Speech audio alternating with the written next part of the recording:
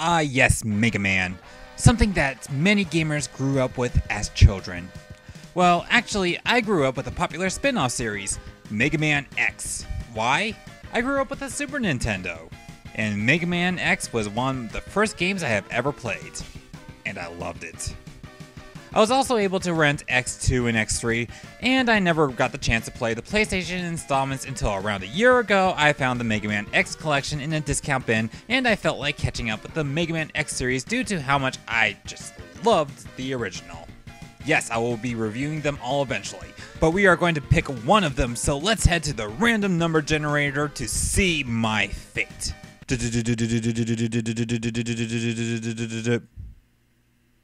No.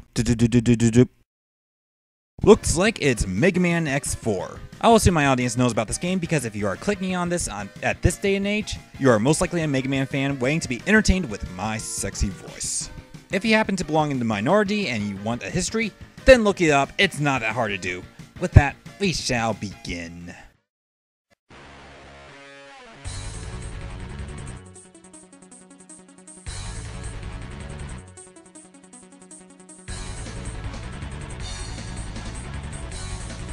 This being the first time ever having the option of playing as either X or Zero, and their sides of the story, the events will be affected as such. However, they go on pretty similar paths. It's just for some reason, Zero has woman issues on his side of the story. The end. Well, the story starts off with Sigma, again, and he just sort of convinces Rebel Force Army to do his dirty work. Anyway, X, or Zero, starts off high above the clouds trying to stop the Rebel Force Army from causing the Michael Bay effects. Of course, it's too late, and Rebel Force caused Michael Bay effects, just as intended, causing the deaths of many Reploids. Rest in peace, Reploids. Don't worry, there were explosions. Where was I again?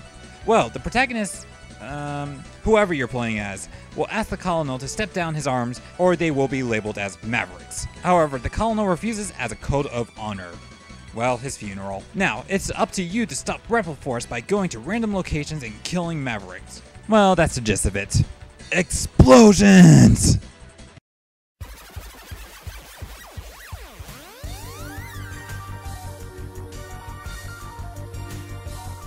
Basic gameplay in Mega Man X games hasn't really changed much since the first title. It's a very standard 2D side-scrolling platformer.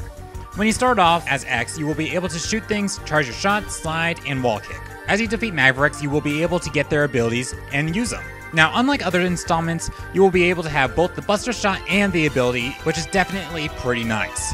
Now, in X4, most of the Mavericks abilities do feel incredibly situational, unlike the other titles, where you can really spam these things. I do like most of the abilities, but some of them just feel like I hardly ever use. Now, some examples of situations include the Soul Body being good against unpredictable moving objects that might weigh on the other side of the screen, the Fire Uppercut being good for handling enemies directly above you, the Homing Attack being good against enemies at a tough angle, and many more, but it is up to you to figure out what you should use these for. X will be able to get a number of body upgrades, 4 to be exact, which includes my personal favorite, the leg upgrade, which allows X to boost in the air and being able to hover briefly, and even being able to fire shots at this state. You also have a neat option for the Buster upgrades in the game to pick between two, but let me tell you, they are both freaking overpowered. One fires a deadly blast, destroying everything in sight, and the other allows you to fire repeatedly fully charged regular shots. It kind of makes you think, what is the point of having special weapons now? But whatever one you pick up, you are allowed to charge special weapons, which I always do have a lot of fun with. They even have the epic Street Fighter reference. Now, I kind of wish they did place a little balance in the body upgrades, but they are optional if it does bother you. So this is also the first time that Zero is a fully playable character in the X series, and instead of ranged, he can use his lightsaber. With this, he can charge and slash enemies to their death. This does require more skill, and I would consider this the tough mode of the game.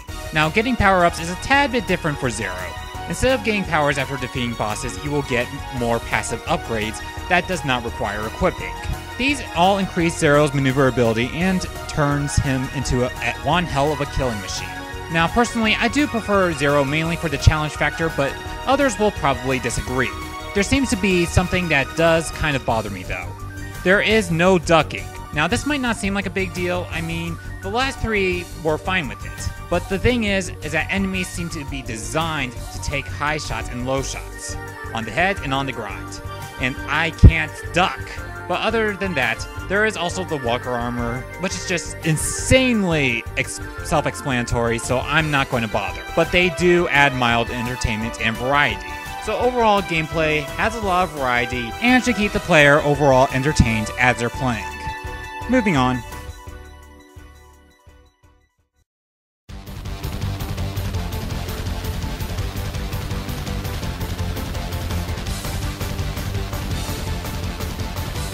If you know anything about Mega Man, none of this should be a surprise. You get 8 Mavericks to defeat and get their ability. Each Maverick also has a certain weakness, which can make them incredibly easy. Playing as Zero will break this rule, but is actually another reason I like playing as him more. It kind of feels like I'm still fighting a boss as opposed to power gaming and making them pathetically easy. Most of the bosses, in my opinion, turn out pretty well, with the exception of a few. The problem I have with the few is that they are either insanely challenging, or if you have the weakness, they become insanely easy and you're trapped on that double-edged sword of either frustration or cheating your way out. Now for the stages themselves. I have to say, I am incredibly impressed of the stages. None of them felt too samey and have different ways to play the game. Its massive variety will probably keep you entertained. My personal favorites include the train, the lava stage, and the aerial assault. You can also get a number of sub-tanks and heart containers to increase your survivability throughout the game. Now I need to mention this, but I absolutely hated getting the buster part for X. Why? Because you have to be so incredibly precise, and if you mess up, you have to start this section again. It caused so much frustration having to repeat the same thing over and over again so I can attempt the same thing so I can finally pick up my buster part. And also, I have to bring this up. I know it's a Mega Man tradition, but why do I have to repeat the bosses? It doesn't make things tougher, and it just adds filler. But overall, it definitely is a concept that never gets old and still very fun to this date. There might be a few design issues, but nothing that should break the overall enjoyment of the game.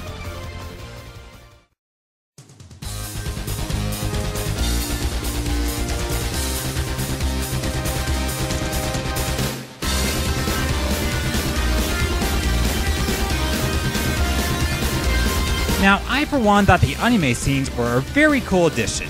They were pretty entertaining to look at, but as far as the sound quality goes, first off, you can barely hear the characters. Second, well, I kind of have a theory of how the voice acting came to be. Okay. So you're playing as Zero. Now just read the script and I'll tell you how it is. Alright. What am I fighting for? Okay. You know, that was good, but do you think you can just kind of get rid of some of the spaces, please? Oh, okay. What am I fighting for? Okay, that was pretty good. Publish. Well, anyway, regardless, the scenes definitely gave you more of a sense of an actual story that is actually going on, and I did like it to an extent. Except for the voice acting, it can go burn in hell. The courses are also not just well designed, they are also very differently themed stages, which make it feel even sweeter than I mentioned before. As for the graphics, very impressive for a PlayStation game. Simple sprites and simple background that keeps you with that dark atmosphere that the X series has, adding to the visual enjoyment.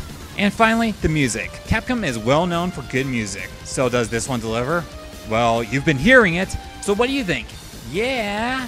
Well, they all fit the stages very well and add to the experience even more. So aside from the voice acting, the presentation department was very well done and definitely added to the game.